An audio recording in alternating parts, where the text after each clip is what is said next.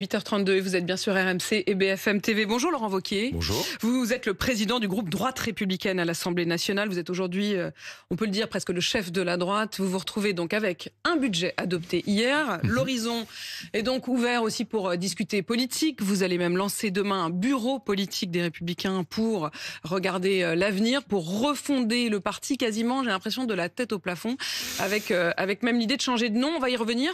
Ce budget adopté donc au 49.3. Alors, il y aura une motion de censure, mais on a bien compris qu'elle ne serait pas adoptée. Le budget, enfin.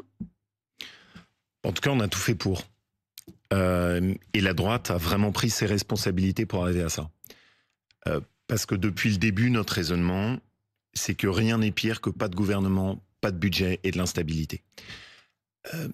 Si on reprend par exemple le climat économique, on a payé très cher au cours des dernières semaines le poids de la dernière censure. On a payé très cher le vote commun de la France Insoumise, du RN, parce que voilà, tous les acteurs économiques ont été déstabilisés. Et je pense qu'aujourd'hui, les Français respirent et qui se disent bon, voilà, c'est peut-être pas parfait, c'est pas le budget idéal, mais au moins il y a un budget. Et la droite a fait ce choix, qui était un choix de responsabilité depuis le début. On est quand même la seule formation politique qui n'était pas dans la majorité macroniste et qui a accepté de s'engager, précisément parce que notre conviction, c'est qu'on avait besoin de redonner de la stabilité. Vous vouliez qu'il y ait une baisse des dépenses et qu'il n'y ait pas de hausse d'impôts. Alors, il n'y a pas de hausse d'impôts pour la majorité des Français, il y a une hausse d'impôts pour les patrons. Vous êtes plutôt Bernard Arnault ou Éric Lombard ? Pourquoi il faut choisir ? J'ai l'impression, non. En tout cas, Bernard Arnault estime, et derrière lui un grand nombre de patrons français, que ce n'est pas eux qui ont été choisis. Alors, d'abord, la première chose, c'est que notre priorité, c'était que dans le budget de François Bayrou, par rapport à celui de Michel Barnier, il n'y ait pas de nouvelle hausse d'impôts. C'est le cas. Et c'était fondamental pour nous. Après, vous me connaissez, vous le savez, dans ma région, que j'ai géré depuis 30 ans, pardon. Ça fait un bon bout de temps, je savais qu'on vous avait pas beaucoup vu à Paris, mais enfin tout de même pas si longtemps quand même. Dans ma région, c'est pas mal ça. Ouais. Bon, ça fait un bout de temps quoi. Dans ma région que j'ai géré depuis 7 ans, c'est pas mal, plus modéré, on n'a pas augmenté les impôts, on a baissé la dépense, on n'a pas augmenté le poids de la dette. Le résultat, c'est qu'on sort avec un climat économique qui est extrêmement positif. La moitié des projets de relocalisation industrielle se sont faits en Auvergne-Rhône-Alpes. Maintenant, est-ce que ce budget est parfait ? Non. Très clairement, j'aurais préféré qu'il y ait plus de baisse de dépenses. Vous le savez, dans les thèmes que la droite a essayé de mettre sur la table, il y a notamment cette question des 1000 organismes administratifs qui représentent 80 milliards d'euros de dépenses, qui représente un poids qui est aujourd'hui très lourd sur le budget du pays. Vous voudriez supprimer agences et organismes administratifs qui sont superflus, mais je vous repose quand même la question parce que vous n'y avez pas répondu. Je vais y répondre. Est-ce que vous estimez que la fronde des patrons, elle est indécente ou elle est acceptable, entendable ? Non, mais c'est pas qu'elle est acceptable, c'est qu'il est urgent de l'entendre. Quand vous avez des grands patrons, qui sont des gens qui ont créé des milliers d'emplois dans notre pays, Bernard Arnault, par exemple, en Haute-Loire chez moi, LVMH a contribué à sauver une entreprise qui s'appelle Le Jabi et qui a été sauvée grâce à des ateliers de maroquinerie. Quand vous avez Florent Ménégo, dont le siège est à Clermont-Ferrand, et qui explique que c'est devenu impossible d'exporter pour Michelin depuis l'Europe. Et notre pays les entendrait pas, mais évidemment qu'il faut les entendre. Parce que qu'est-ce qu'ils disent ? Ils disent, la France est au bord de la ruine. Pour payer nos dettes, 1, on demande à nos enfants de les payer à notre place. 2, on assomme de charges la France qui travaille. Et à l'arrivée, on est en train de tuer l'activité économique dans notre pays. On est en train de tuer l'activité économique dans notre pays. Est-ce que c'est pas eux qui sont en train de la tuer ? Si je reprends les propos de Sophie Binet de la CGT, qui estime que ce sont les grands patrons qui coulent l'économie française. Ça vous fait rigoler ? Oui, pardon, entre la CGT et des chefs d'entreprise qui créent de l'emploi, oui, j'ai clairement choisi. Et je n'ai aucun état d'âme dessus. Et je pense clairement, qu'est-ce qu'on a aujourd'hui ? On a le risque d'un suicide économique de l'Europe. Et on a le risque qu'à l'intérieur de l'Europe, la France soit cet enfant malade. Et moi, ça me révolte parce que, je l'ai dit, dans ma région, j'ai au contraire beaucoup de chefs d'entreprise, j'ai beaucoup d'industries. On est un peu le moteur industriel de la France. Et je vois ce que ça peut être quand on leur fait confiance. Et il faut sortir la France, au fond, de quoi ? De cette espèce de système un peu socialo-étatiste. Socialo-étatiste ? Oui. Dans lequel on a fait croire que c'était l'État qui faisait le pouvoir d'achat. Dans lequel on a fait croire que c'était à coup de chèques payés par de la dette, qu'on demande ensuite à nos enfants de payer à notre place sur les générations à venir, qu'on allait faire le pouvoir d'achat. Le pouvoir d'achat de la France, il se fera sur une seule chose, la valorisation de la France qui travaille. Et dans cette France-là, j'ai besoin des chefs d'entreprise, j'ai besoin des salariés. Et il ne faut pas opposer les deux. C'est une erreur totale. Quand vous mettez des charges salariales, vous tuez l'entreprise, vous tuez le pouvoir d'achat des salariés. Pour moi, si vous m'interrogez sur le budget et ce qu'on doit faire dans l'avenir, un des points clés, c'est la revalorisation du travail. Quand vous avez un salaire brut en France à 3 000 euros, que pour le chef d'entreprise, ça coûte 5 000 euros, et que le salarié lui-même touche 2 200 euros, 2 200 euros d'un côté, 5 000 euros de l'autre. Vous voulez réduire la différence et donc réduire le coût du travail. Oui, mais si on veut y arriver, il faut avoir le courage d'aller jusqu'au bout. Et vous le connaissez, ça fait partie des thèmes que je défends depuis longtemps, pas 30 ans, la question de l'assistanat. Évidemment que dans notre problème, on a une difficulté entre d'une part la valorisation du travail, d'autre part le coût de l'assistanat. Vous voulez donc créer une aide sociale unique, vous allez le proposer d'ailleurs jeudi, me semble-t-il, dans votre niche fiscale, c'est-à-dire dans votre niche parlementaire, c'est-à-dire de ce moment où vous pouvez justement présenter vos propres propositions de loi. L'idée d'une aide sociale unique qui fusionnerait, me semble-t-il, toutes les aides et qui plafonnerait ces aides à 70% du SMIC, c'est bien ça? C'est exactement ça. Alors de quoi il s'agit? En fait, vous l'avez très bien expliqué, on a un budget qui est un budget imparfait. Très bien, il le fallait. Ça, c'est pas moi qui l'ai dit, c'est vous? Oui, mais je l'assume. On a un budget qui est imparfait. On a un budget, c'est ce qu'il fallait. Maintenant, il faut continuer à avancer. Et il faut essayer de faire au maximum un travail utile dans les semaines qui viennent, maintenant qu'on va pouvoir passer à d'autres sujets. L'objectif pour nous, c'est de passer des paroles aux actes. Je l'ai évoqué, plus d'économies sur la dépense. Les organismes administratifs qu'on veut supprimer. Notre deuxième priorité, c'est revaloriser le travail par rapport à l'assistanat. C'est un point essentiel que la droite républicaine porte. Quelle est la difficulté?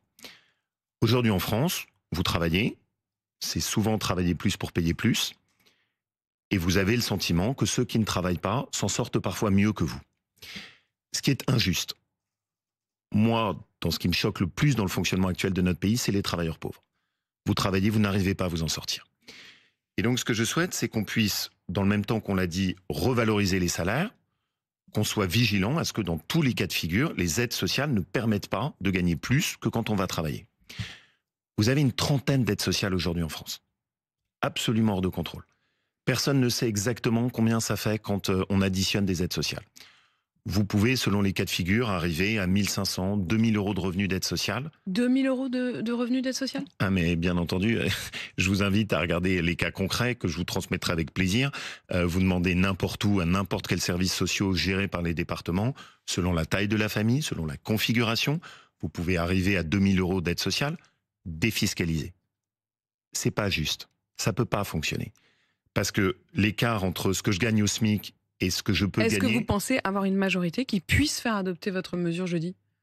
En tout cas, on va se battre pour, et je suis convaincu qu'on doit avancer là-dessus. Mais c'est pas une punition. C'est-à-dire que ma conviction, c'est que le vrai social, c'est le travail. C'était une idée de Lamartine d'ailleurs, grand poète français, 19e siècle, qui est le premier à dire, si on veut que le social marche, il passe par le travail. Et donc moi, je suis convaincu de ça, pour rééquilibrer les choses, une seule aide sociale unique, plafonnée à 70% du SMIC, et qui permettent d'avoir un vrai écart entre le travail et les aides sociales. Laurent Wauquiez, dans le budget ? Je vais rajouter, si vous me permettez, une deuxième mesure qui me tient à cœur.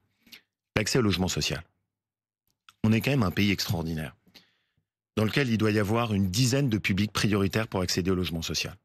Vous reprenez un travail, vous n'êtes en France jamais prioritaire dans ces publics-là pour accéder au logement social.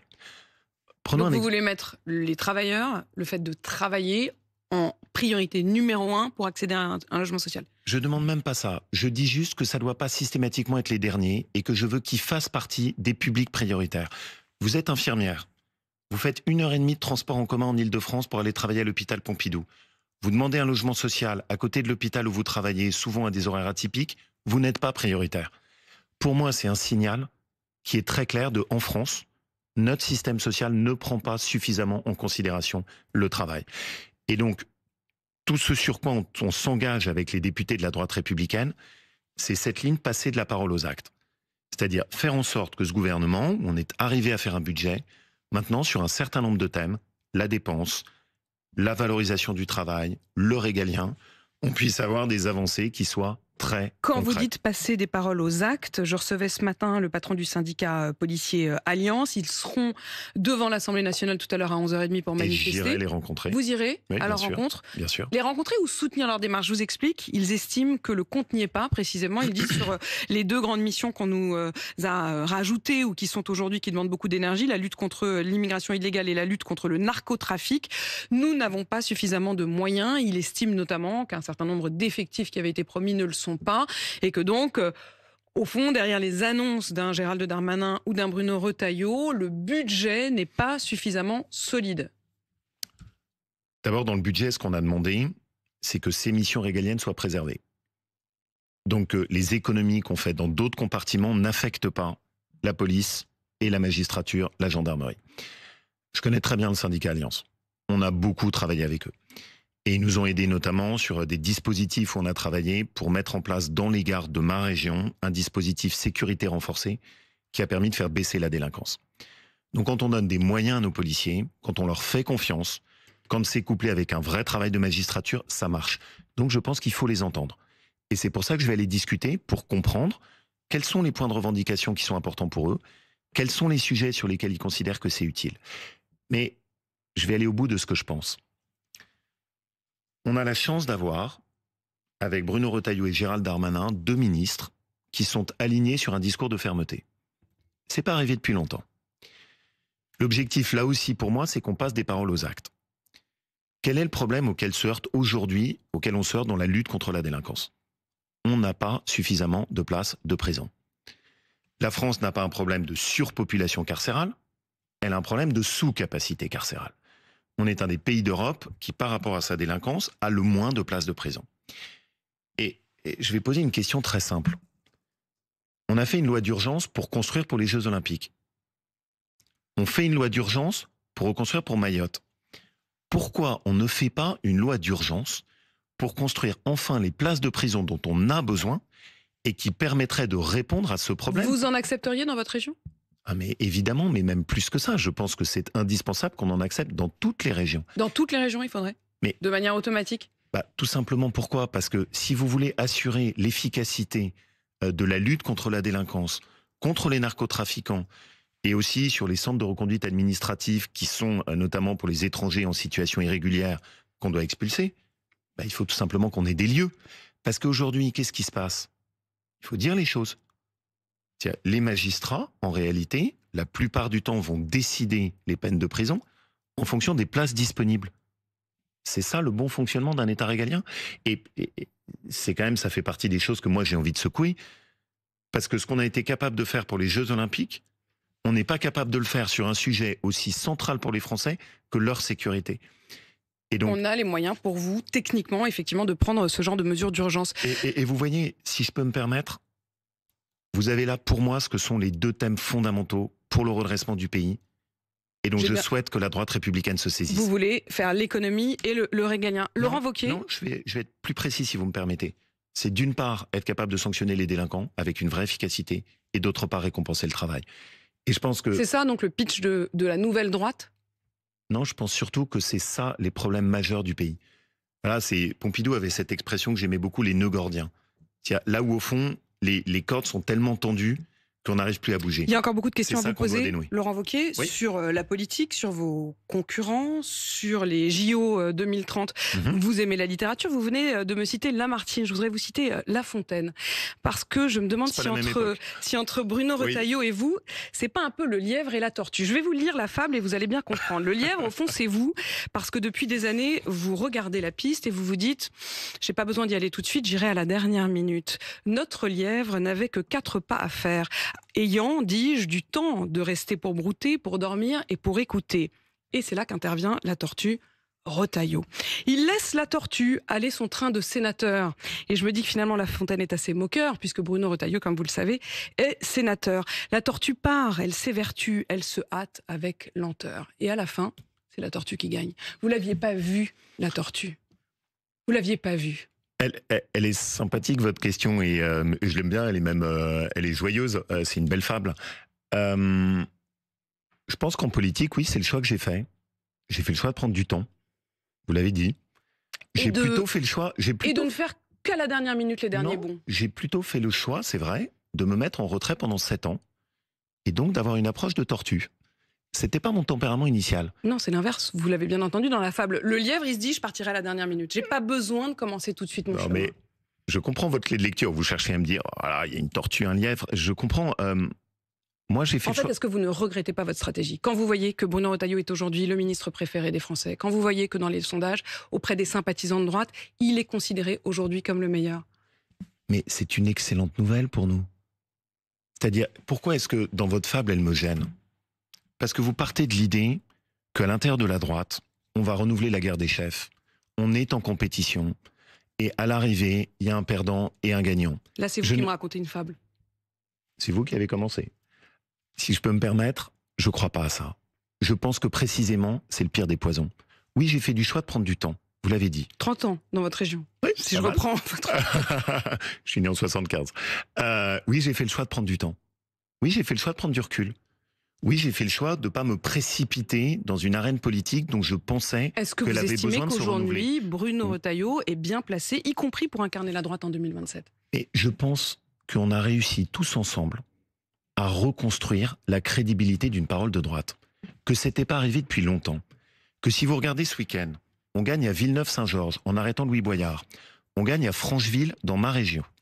On gagne à Boulogne où notre candidate est en tête. Et que ce travail est le résultat d'un travail en équipe, dans lequel chacun a été à sa place. Et si ça a marché, c'est précisément parce qu'on n'est pas tombé dans votre piège, si je peux me permettre, de la fable où tout le monde serait en compétition.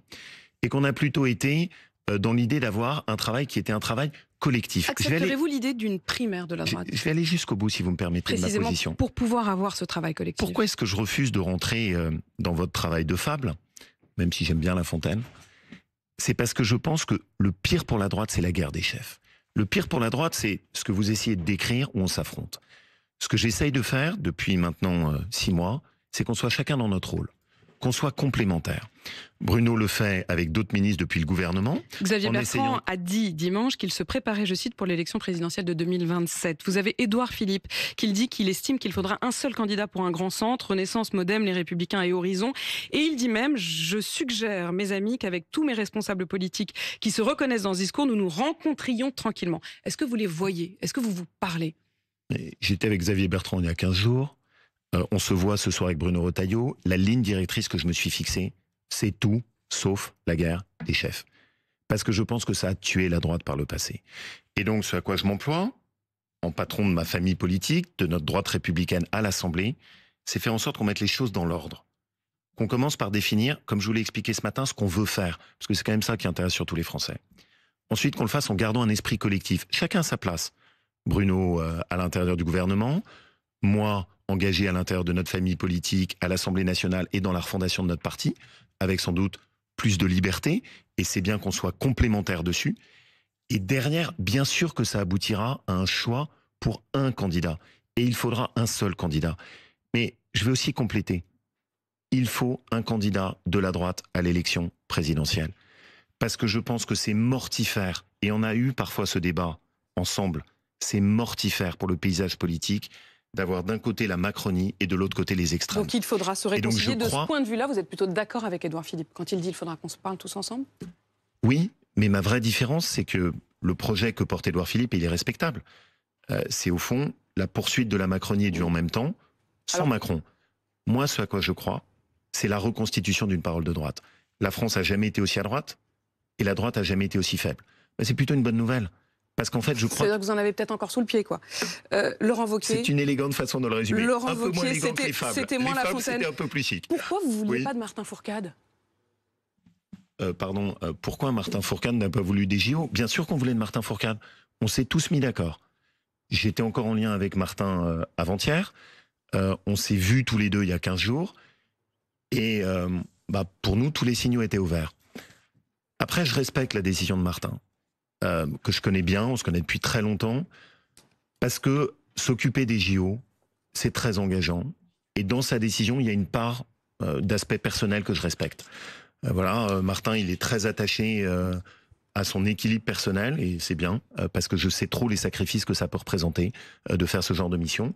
Je crois qu'il l'a pesé. Il y avait des aspects de conviction sur ce qu'il voulait pour les Jeux. Il y avait des aspects personnels, il l'a choisi.